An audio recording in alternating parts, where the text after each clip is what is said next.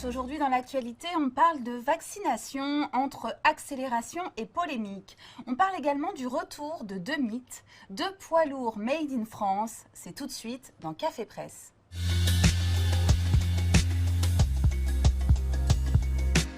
On commence par une bonne nouvelle qui nous est rapportée aujourd'hui par le Parisien. Après des mois de défiance face à l'arrivée des vaccins, les Français se laissent désormais convaincre.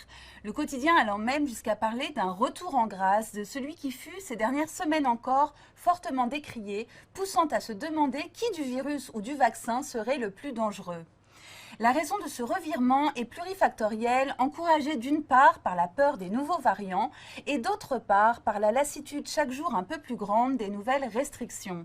Jean-Michel Salvatore, qui évoque un revirement spectaculaire dans son édito, se demande si ça ne s'explique pas aussi par un esprit de contradiction typiquement français.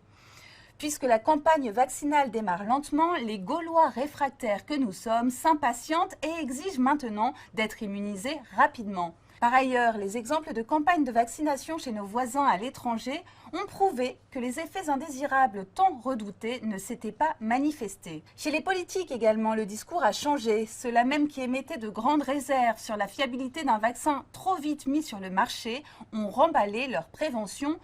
Eux aussi iront se faire piquer. Jeremy Ward, chercheur au CNRS et spécialiste de la vaccination, tempère néanmoins ses résultats et rappelle qu'il reste 45% de réticents. C'est beaucoup et plus qu'ailleurs.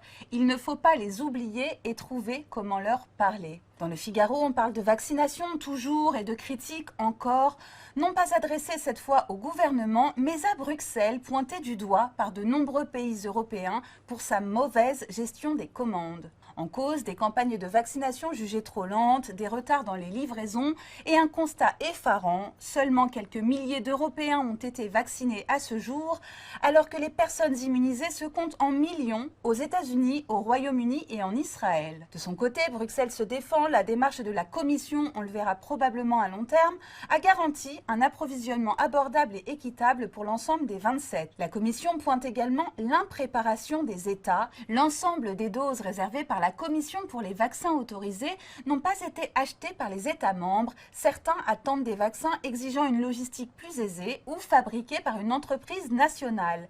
D'autres n'ont tout simplement pas encore la capacité de vacciner massivement. Et pendant que les 27 et Bruxelles se renvoient la balle, de nouveaux envahisseurs inquiètent les chercheurs britanniques, sud-africains et brésiliens. Libération égrène la liste des variants qui progressent à vitesse grand V et menacent l'efficacité de certains vaccins, comme par exemple la forme sud-africaine du Covid.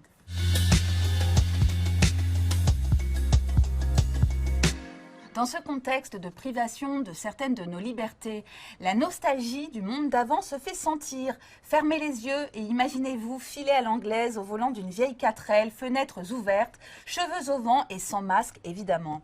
C'était le temps d'avant, le temps d'une forme d'insouciance. Eh bien, figurez-vous que Renault, le constructeur, serait sur le point de réactiver ce mythe en présentant la nouvelle Forever 100% électrique, petite fille de la 4L.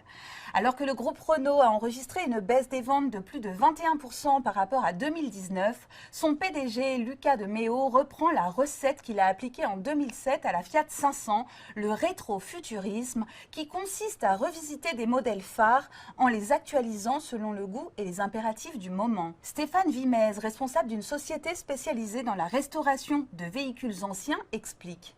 Dans un contexte d'incertitude, c'est souvent plus rassurant de se remémorer des temps où on était en situation de confort. La voiture ancienne est plébiscitée parce qu'elle véhicule cette image de belle époque.